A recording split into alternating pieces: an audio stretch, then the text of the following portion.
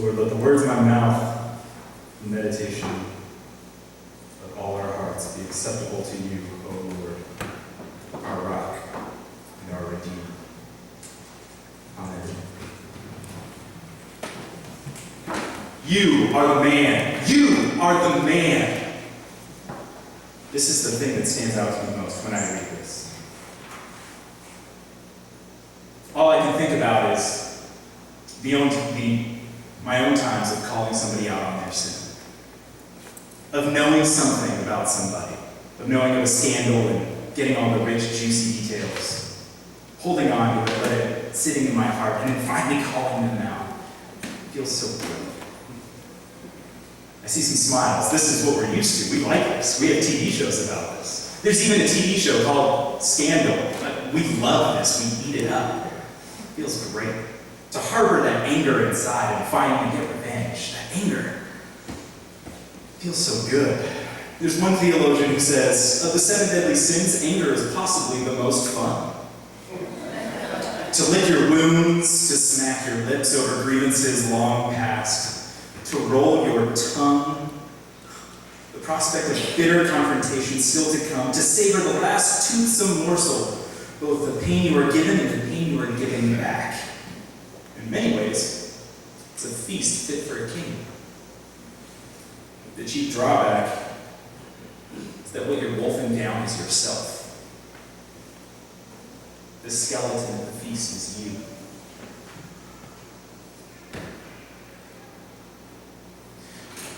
Too often I've read this story as a story of judgment. That's the point of the story, right? I mean, you are the man, the pointing of the finger and saying, ha ha ha, gotcha.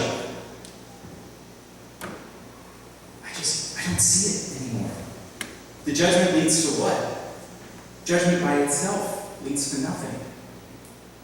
I think the point of the story is actually judgment in hope of leading to confession. I think the key verse in this whole passage are those closing words from David saying, I have sinned against the Lord. Nathan's a prophet. Nathan's job is to call people out on their sin, to see what God is doing in the kingdom or with the king or with other people, and to proclaim God's truth. This isn't an easy job, and David could have easily killed the prophet. The Old Testament is full of other prophets who have said something similar to this and been killed. But for some reason, David hears this, and instead of lashing out on him, he confesses. I have sinned against this Lord. This audible cry, this crying out to God. I have done this. It takes me back to a time a few years ago where I got to lead a trip.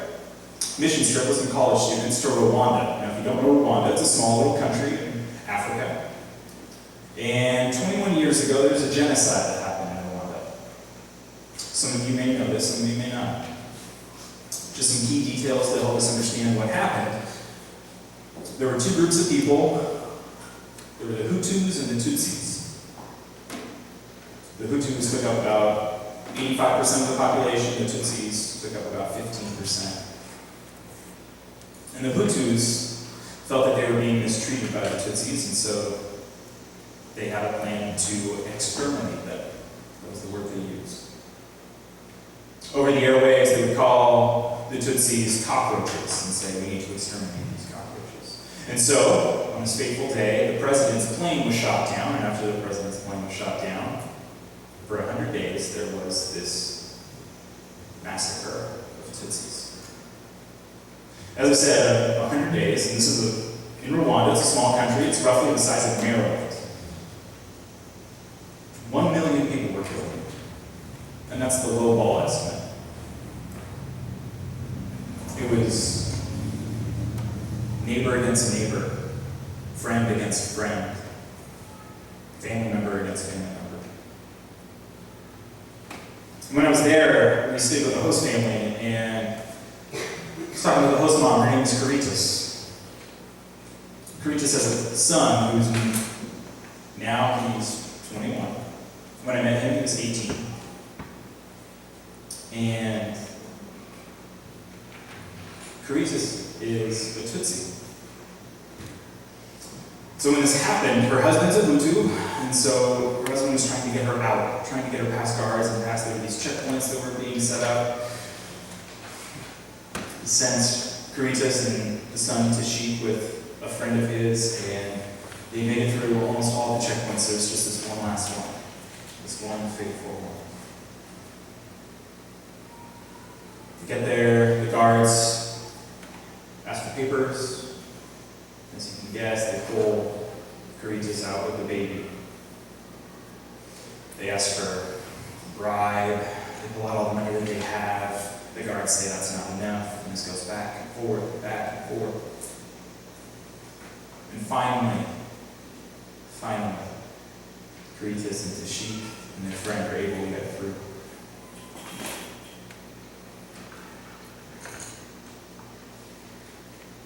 I couldn't help but think, after hearing that story, that while I was in Rwanda with Caritas and with our team and with Caritas' family,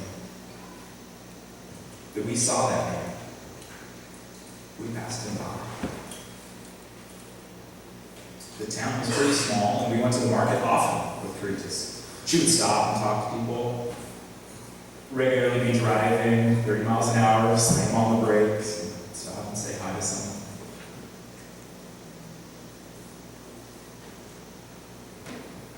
When this tragedy happened, the Rwandese government was wondering, what do we do with this? We have so many people, so many parents who have been killed, and so many other parents that have committed these crimes that have now fled. So we're left with children in the streets. Do we put everybody else that we know of, all of these people that have been accused of these crimes, do we take them and put them in jail? And we have these kids on the streets. What do we do with this? And so they came up with something called the Gacaca Accords. Gacaca is the fun word to say. The Gacaca Accords, simply put, it's a time for reconciliation. The first step. It was not going to fix everything, but it was going to be a strong first step. And so what they did is they would bring city officials to a town, and in this town they would then bring everybody else who lived there out into a field. They would set up a few tables, people standing, and what would happen is one member of the town would raise their hand, be called on, and then they would make an accusation against somebody else in the town and say, I saw you do this. And then the person accused has the option to either accept that accusation and say, yes, I did this, or to deny it. For the Rwandese government, the only part that counted was when the accuser accepted the judgment, when they confessed. See, the judgment by itself saying, you did this, you are the man, wasn't enough. For a relationship that's been frayed, the only way to put it back together, it takes two. The confession had to happen. This is David's reply. I have sinned against the Lord. And if you're to open up the Bible and look in the Psalms, there's a psalm that's regularly attributed to David right after this event. If you were to open up the Bible to Psalm 51, you could read it. And it might be better for you to start reading Psalm 51 than keep listening to me. But Psalm 51 talks about David's sin, his confession to God. Create in me a clean heart, O God, and renew a right spirit within me. Cast me not away from your presence. These are words of David crying out, of confessing. Wash me white as snow, God. This is the key point, I think, for David. For it to be a song that's in our Bible, it was sung often. We have other songs of David's great wins. We have stories of David's great battles. We've heard of David and Goliath. But a song that's sang often about David's sin, something that catches me off guard. What if we were to rewrite Psalm 51? What would be our sin that would be driving that song? See, this is why I think David's regularly referred to as a man after God's own heart. He sins, yes, but after his sin, what does he do? He immediately confesses. He immediately says, I have sinned against the Lord. Oh my gosh, what is going on? I need to go make a right relationship. I need to do whatever I can to mend this, to heal this, to reconcile this. He is literally going after God's heart. In the New Testament, we see Jesus preaching in the Sermon on the Mount. Great piece of passage from the book of Matthew. And right near the beginning, we get these words from Jesus. He says, so when you are offering your gift at the altar, if you remember that your brother or sister has something against you, leave your gift there before the altar and go. First, be reconciled to your brother and sister, and then come and offer your gift. It's pretty cut and dry here. Jesus says that there's something between you and your brother or sister that should be attended to first.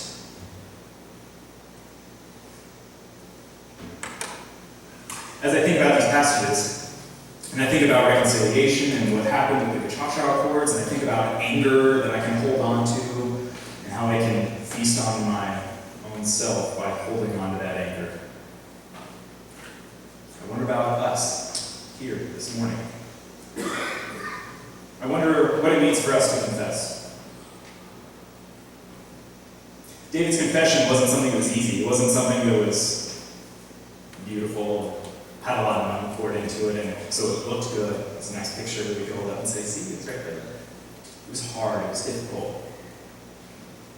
It was a bit weird, it was a bit awkward, but it was good. Caritas, the woman, she told us that she had found that person. She had obviously seen him, and she had gone to try and make reconciliation. She had gone out of her way, and not just accused, but tried to mend his broken relationship.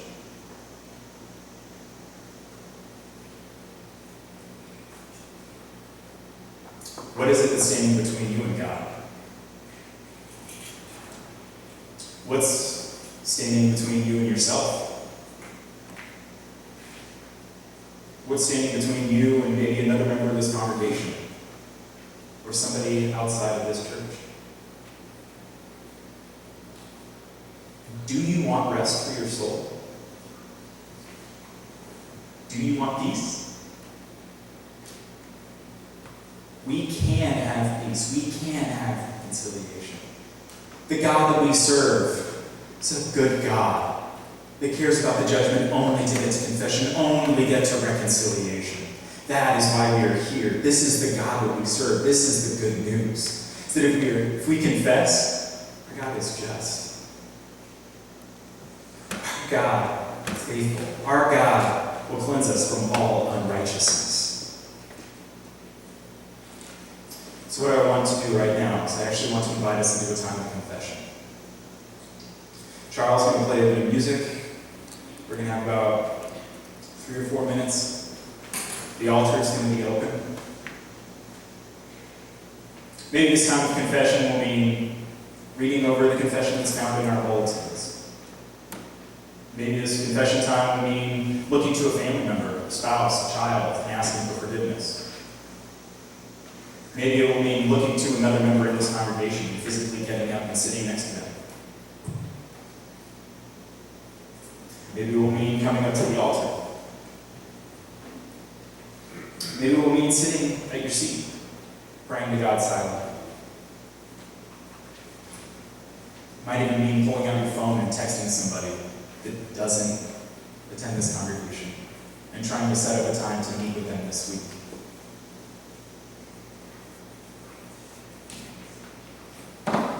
Do we want rest? Do we want to be reconciled? Our God is a good God. A God who loves us. Let us pursue reconciliation with ourselves, with others, and with God, as God has pursued us. Please pray with me.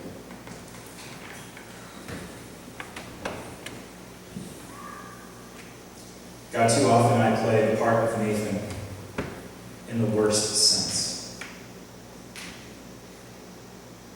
I hold on to the juicy details. I hold on and harbor anger.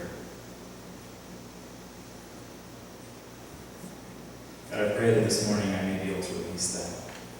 I pray that we are able to release that we are able to seek confession, knowing that confession leads to reconciliation. So, Lord, as we open up this space, give us the courage to get up, to move. Lord, let us leave our gifts at the altar. Let us go and be reconciled. And let us come back. For you are a good God. A God who loves us. A God who is just and merciful. It is in your name